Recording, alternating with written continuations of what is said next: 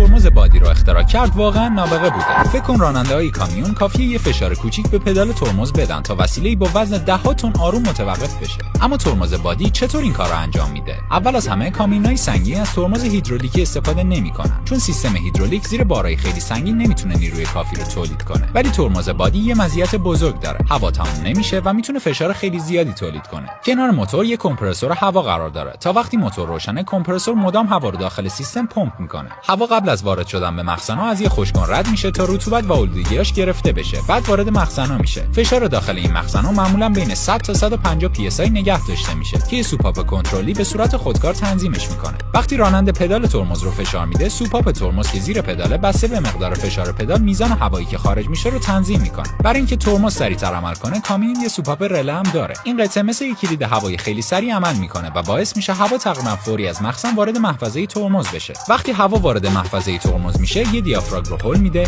یه میله جلو میره، یه بادامک میچرخه و در نهایت کفشک‌های ترمز به کاسه ترمز فشار داده میشن و نیروی ترمز خیلی زیادی ایجاد میشه.